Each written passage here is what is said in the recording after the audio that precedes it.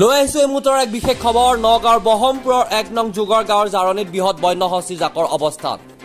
বহুকেইটা পোৱালিসহ প্ৰায় 40-50 জনীয়া বন্যহস্তীৰ জাকটো প্ৰত্যক্ষ কৰি শংকিত ৰাইজ আৰু কৃষিকাৰ্য আৰম্ভ কৰিবলৈ লোৱাৰ প্ৰাক মুহূৰ্তত হাতীৰ জাকটো দেখি শংকিত হৈ পৰিছে স্থানীয় কৃষক ৰাইজো।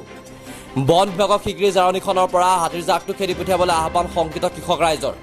সম্প্ৰতি উৎকণ্ঠিত ৰাইজে হাতীৰ জাকটো চাবলৈ ভিৰ কৰিছে 1 নং যুগৰ গাঁৱৰ জাৰণীৰ সমীপত। আমি জনাই আছো এই মুহূৰ্তৰ এক বিশেষ খবৰ, কিয়নো নগাঁৱৰ বহমপুৰৰ 1 নং যুগৰ গাঁৱৰ জাৰণীত বৃহৎ বন্যহস্তীৰ জাকৰ অৱস্থান আৰু বহুকেইটা পোৱালিসহ প্ৰায় 40-50 জনীয়া বন্যহস্তীৰ জাকটো প্ৰত্যক্ষ কৰি শংকিত হৈ পৰিছে ৰাইজ আৰু কৃষিকাৰ্য আৰম্ভ কৰিবলৈ লোৱাৰ প্ৰাক মুহূৰ্তত হাতীৰ জাকটো দেখি শংকিত স্থানীয় কৃষক ৰাইজ।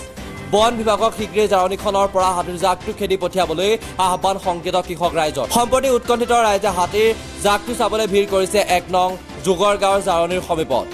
30-40টা মান ওলাইছে। কিবা অনিষ্ট কৰিছে নাই? অনিষ্ট মানে গাঁৱত সোমাইছে, তেওঁলোকে কঁঠালবোৰ ভাঙিছে। কঁঠালৰ হেৰিয়াত মানুহৰ ঘৰ চৰ অনিষ্ট কৰিছে। ঘৰ ভাঙিছে নেকি কিন্নত? হয়, এই বাগানত কালি। কেইটা ঘৰ ভাঙিছে? সঠিকটো গম পোৱা নাইকিয়া, আমি সেইফালে যাব পৰা নাইকিয়া।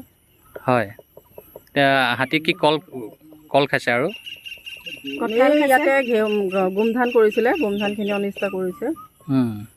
ক'ৰ পৰা আহিছে হাতী জাকটো? পাহাৰৰ পৰা নামি আহিছে। পাহাৰৰ পৰা নামিছে? প্ৰতি বছৰে নামে নেকি? প্ৰত্যেক বছৰে নামি আহে, খাদ্যৰ খাবৰ কাৰণে তেওঁলোক নামি আহে।